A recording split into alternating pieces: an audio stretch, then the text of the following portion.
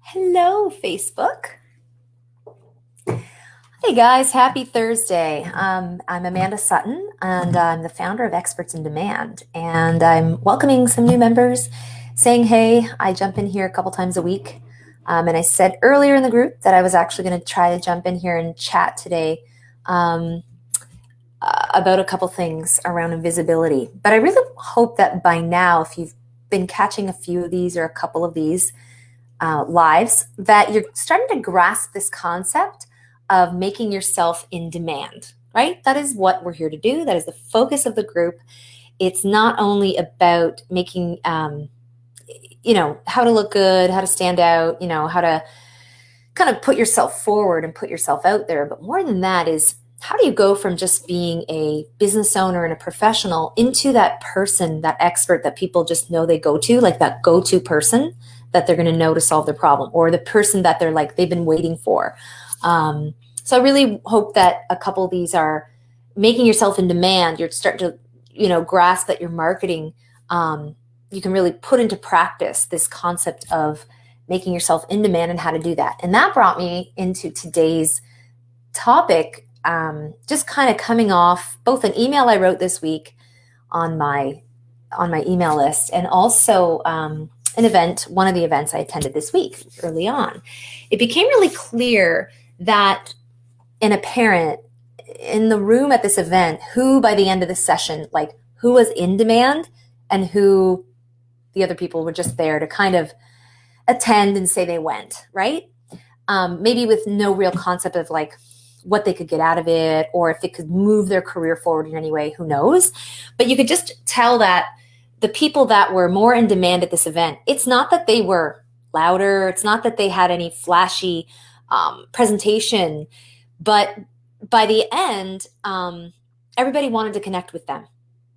And you've been to events like that. Maybe you've had little hits of that in your own career where you're like, ooh, I was on fire. People are coming up to me or asking me a lot of questions after my workshop. But maybe you haven't been able to quite nail it down, what happened, or, what magic took place. And what I'm talking about here is the art of continuously and consistently creating demand and interest so that people are offering you more, that you're able to be a select or even exclusive offering among a sea of other people in your same niche, right?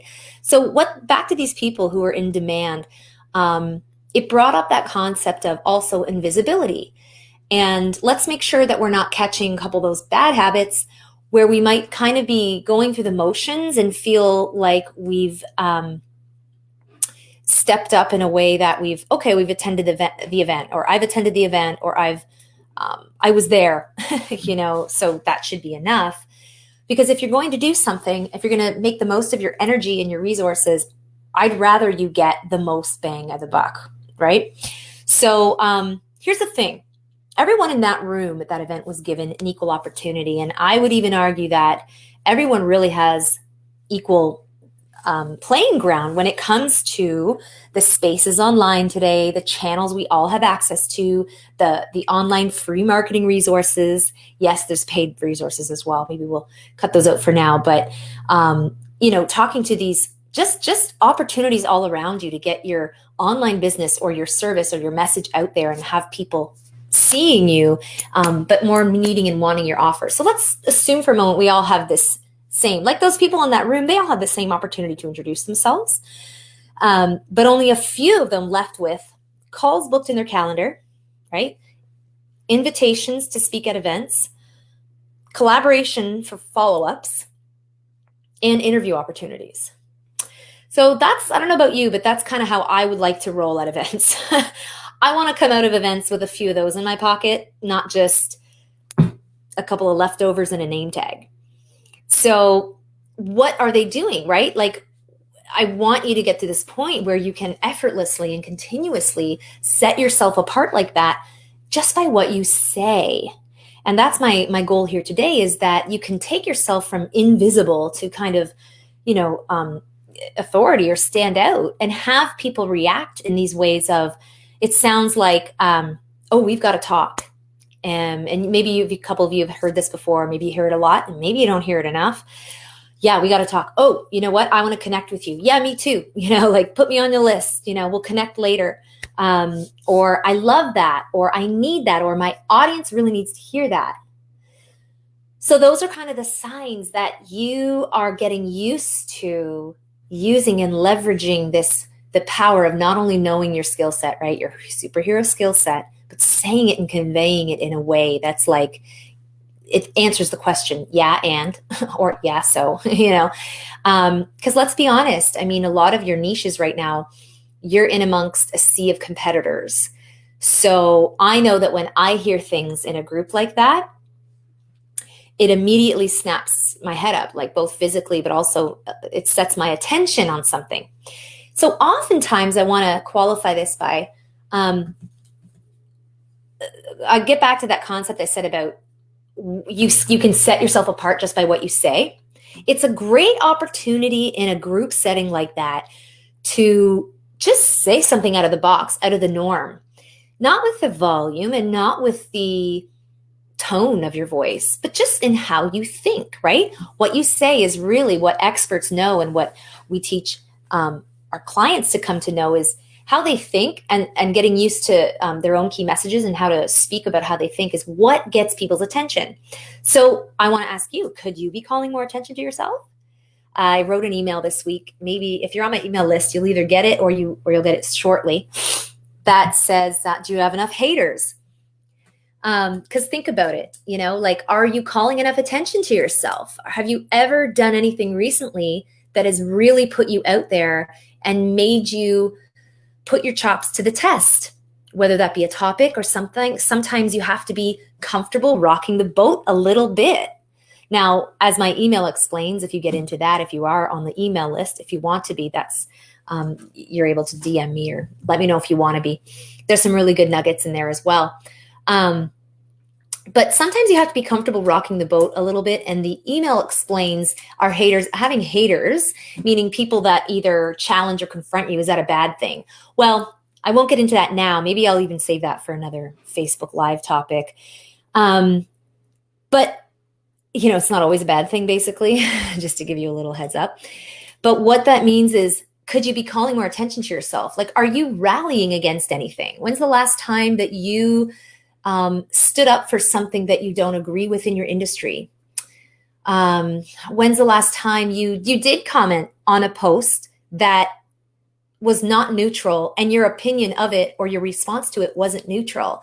Were you confident enough in where you stood as an expert to voice that opinion, right? It's a far cry from just towing the line and kind of doing the same marketing that everyone else does. So the challenge there is, could you be calling more attention to yourself once in a while? And everyone that understands himself as the go-to expert won't be shy about their opinions on things, because they've done the background research and sorted it all out. But also they want to continue the conversation. So if you go into it not as confrontational, but as an excuse of, actually, this is what I've come to know. This is something I really don't like about what people are doing. And it's either it's killing the industry, or it's hurting their sales, or it's just driving me crazy if I see this, but I want you to do this instead. You have to have your reasons behind it, but it's an opportunity to continue the conversation. So you shouldn't really be that fearful about comments and feedback, even negative ones. As the email explains, usually the people who do the emails, the negative emails, are, other so-called experts that haven't really gotten in the boat like you have. So that explains it all. But that can be a very powerful way to not only tell people what you do, but it tells them a lot about your character. It tells them a lot about your values and your purpose. Okay. And the second thing is all attention good attention? What do you think? Like, is all attention good attention? It's a great question. And when it comes to being visible, We don't only want your face to be out there. We need you to be getting used to saying your core messages in a new way that's going to reach your consumer or your target consumer in a different way every time. I say that a lot. I teach about that a lot. But it has to make sense. And is all attention good attention? Well, yes, as long as I would hope that you went in with a purpose, with a driver, with an outcome. So I would say all attention's good attention as long as you're staying two things. One, you're staying on topic, and two, you're staying in your lane. So is all attention good attention?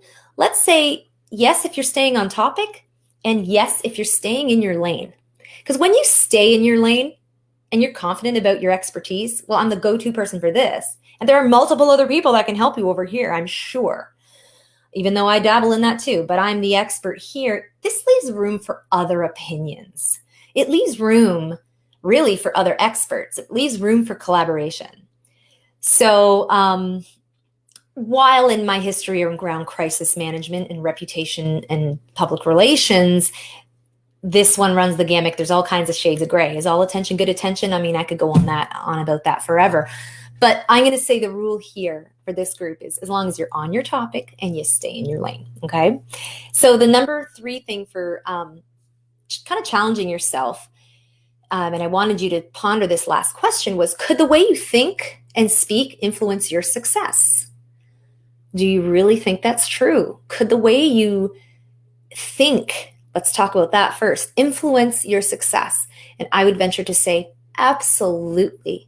Because the more confident you are, and if you've done the platform building, in our case around thought leadership, it automatically means you have the foundation to stand upon what you're saying, right? People already, the way you think is built into the messaging. So we don't have to worry about that with our clients. But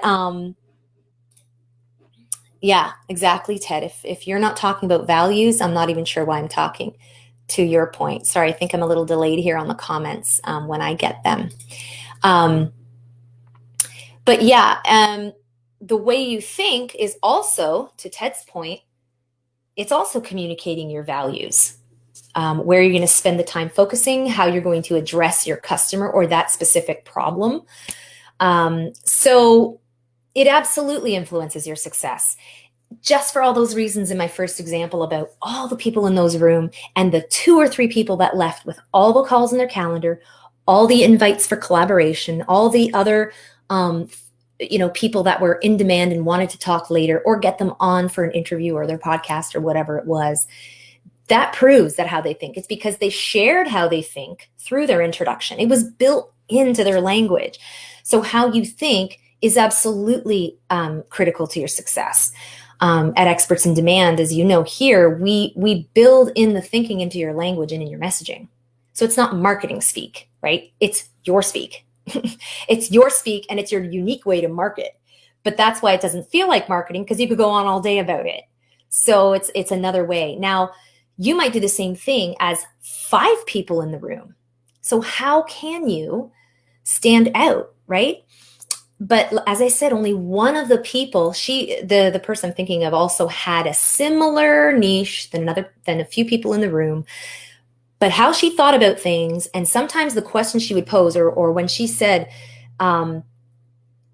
this is the way it's been done, and this is the new way, or this is the way I approach it, that got reaction.